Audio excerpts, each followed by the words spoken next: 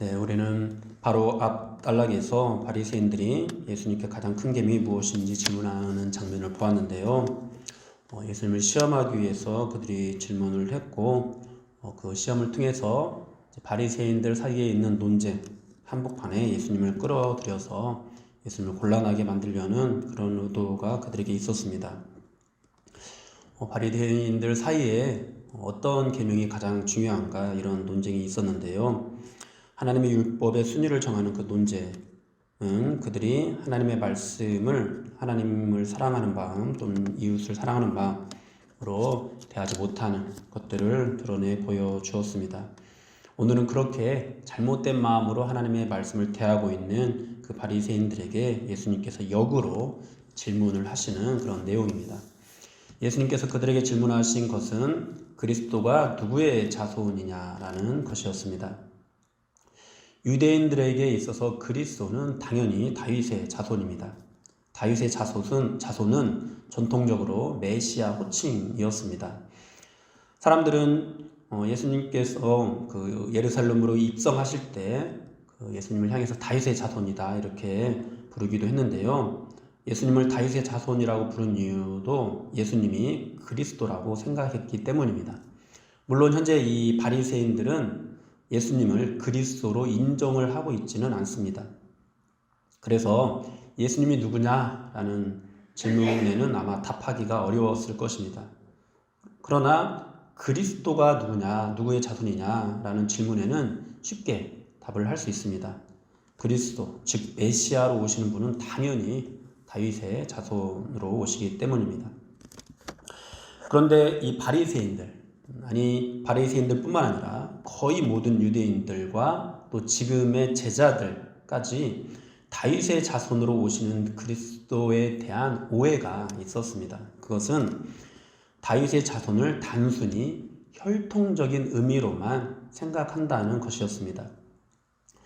유대인들은 다윗의 자손으로 오시는 그리스도에 대해서 정치적인 메시아로만 여기고 있었습니다. 그들은 다윗 왕과 같은 강력한 통치자가 와서 이스라엘을 로마로부터 해방시키고 다시 한번 강력한 나라로 회복하는 것을 기대했습니다. 그런 메시아로 오셔서 자신들의 신앙을 칭찬해주고 정말 열심히 율법을 지키며 살아온 것에 대해서 보상해 줄 것을 기대했습니다. 이것이 그리스도를 다윗의 자손이라고 고백하는 대부분의 유대인들이 가지고 있는 생각이었습니다. 지금 바리새인들이 그리스도를 다윗의 자손이라고 대답하는 그 이면에 바로 이러한 메시아관이 들어 있었던 것입니다. 바리새인들의 이러한 메시아관은 오늘날 이제 우리들의 신앙으로 연결을 한다면 기복 신앙으로 연결이 될 수가 있는데요.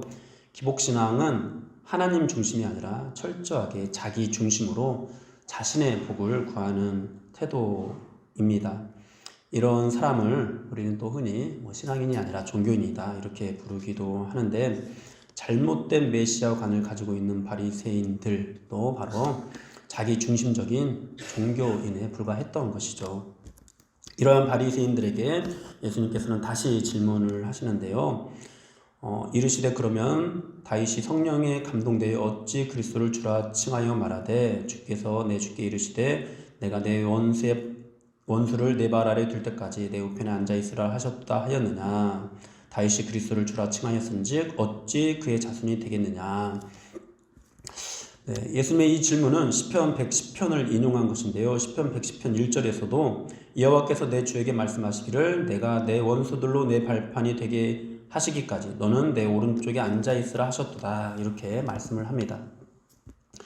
이 시편은 다윗의 시로 메시아에 대한 예언입니다.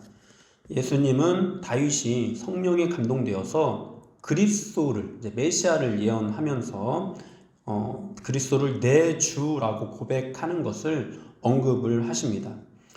메시아가 단순히 다윗의 육신의 혈통으로 온다면은 내 주라고 고백할 수 없다는 것이죠. 유대 사회는 엄격한 가부장적인 사회였습니다. 아버지가 자녀를 주라고 부르지 않습니다. 조상이 그 후손을 향해서 주라고 부르지 않습니다. 그런데 다윗은 성령에 감동되어서 자신의 혈통을 따라 오시는 메시아를 내 주라고 고백을 하고 있습니다. 그것은 이 땅에 오시는 메시아 그리스도가 단순히 혈통적인 다윗의 후손으로 오는 그런 분이 아니라는 것을 가리킵니다.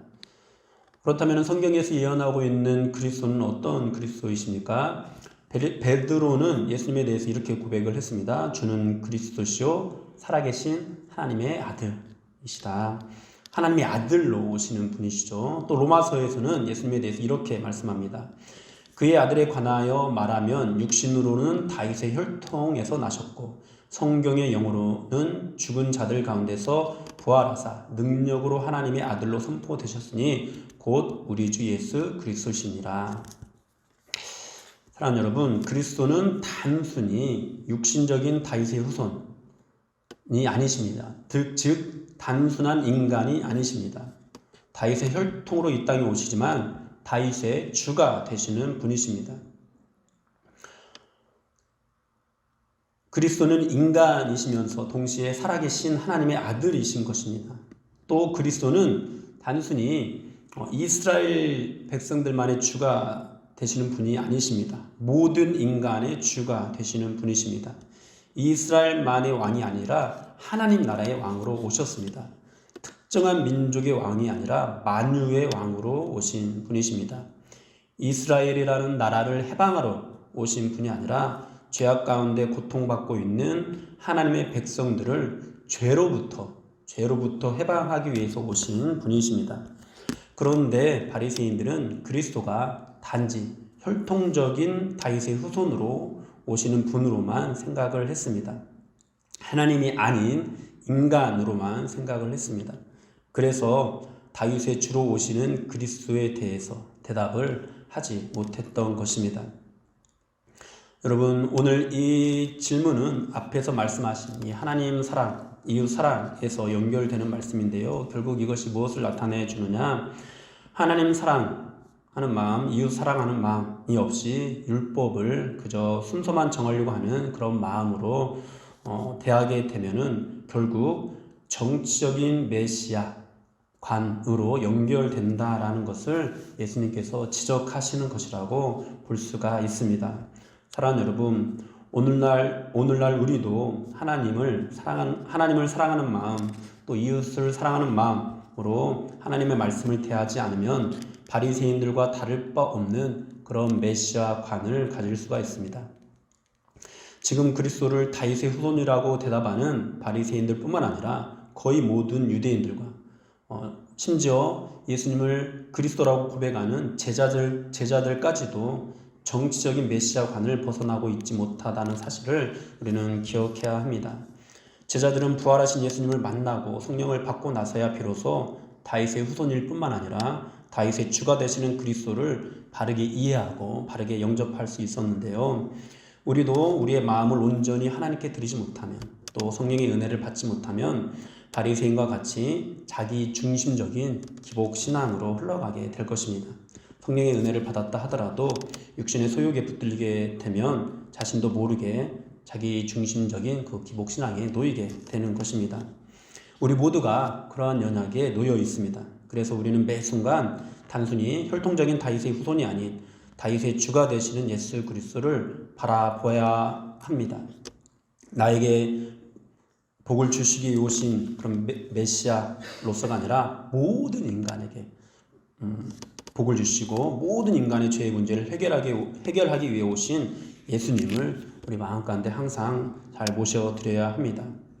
나에게 복을 주시는 것도, 내가 정말 신앙생활을 열심히 하게 된 것도 단지 나에게 복을 주시기 위함이 아니라 나를 통해서 또 다른 사람들을 구원하기 위함이다라는 사실, 그 모든 것이 하나님의 은혜다라는 사실을 우리는 기억해야 합니다.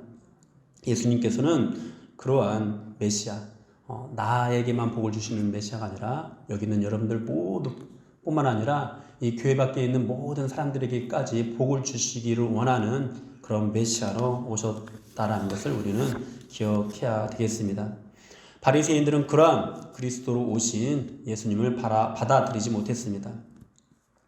그들은 자신이 보상을 받아야 하고 자신의 나라가 부강해져야 하는 자기 중심적인 신앙에서 벗어나지 못했습니다. 그래서 결국은 예수님 십자가의 그 죽음에 이르게 만들었습니다.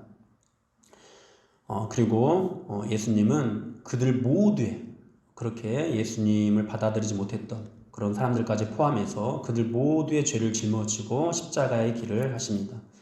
예수님을 따르는 제자들만의 왕이 되신 것이 아니라 세상 모든 죄인들의 주가 되셨습니다. 사랑하는 여러분, 우리는 바리새인들과 다르게 이 신약이라는 성경을 하나님의 말씀으로 믿고 있는데요. 그래서 예수님에 대해서 또 예수님이 어떤 메시아이신지에 대해서도 너무도 잘 알고 있습니다. 그리고 그런 예수님을 잘 이해하고 있고 잘 믿고 있다고 생각합니다. 그러나 사랑하는 여러분, 우리가 아무리 예수님에 대해서 바른 지식을 가지고 있다고 해도 하나님을 사랑하고 이웃을 사랑하는 마음이 없으면 그 믿음이 진정한 믿음으로 자라나지 못하게 됩니다. 자기 중심적인 기복신앙으로 자라나게 됩니다. 오늘 다시 한번 우리 안에 있는 하나님을 사랑하는 마음, 또 이웃을 사랑하는 마음에 대해서 점검을 해봤으면 좋겠는데요. 조나단 에드워즈는 부흥론이라는 책에서 이런 말을 했습니다. 거듭나지 않는 사람도 하나님을 사랑할 수 있다. 그러나 그들은 자신에게 이익을 주는 하나님만 사랑한다. 오직 거듭난 사람만이 거룩하신 하나님을 사랑할 수 있다. 거룩하신 하나님을 사랑하는 것은 거듭난 사람이라는 거죠. 진정한 하나님 사랑은 거룩하신 하나님을 사랑하는 사랑인 것입니다. 또 이제 이웃 사랑에 대해서 예수님께서 원수를 사랑하라고 말씀하시면서 이렇게 말씀을 하셨습니다. 너희가 너희를 사랑하는 자를 사랑하면 무슨 상이 있으리요? 세리도 이같이 아니하느냐? 또 너희가 너희 형제에게만 무난하면 남보다 더하는 것이 무엇이냐? 이방인들도 이같이 아니하느냐? 우리도 혹시 거듭나지 않은 사람 또는 이방인들도 하는 그런 사랑에 머물러 있지는 않은지 돌아봐야 합니다. 여러분은 거룩하신 하나님을 사랑하십니까? 또 원수까지도 사랑하실 수 있으십니까? 저와 여러분은 그런 사랑을 할 수 없습니다. 제자들도 그런 사랑에 전부 실패했습니다. 그런 사랑은 오직 주님만이 하실 수 있습니다. 그리고 제자들이 그런 주님의 영을 온전하게 받게 되었을 때 그런 사랑을 할 수 있게 된 것처럼 그런 주님의 영을 우리 마음 가운데 모셔드릴 때 우리는 비로소 그런 사랑을 할 수 있습니다.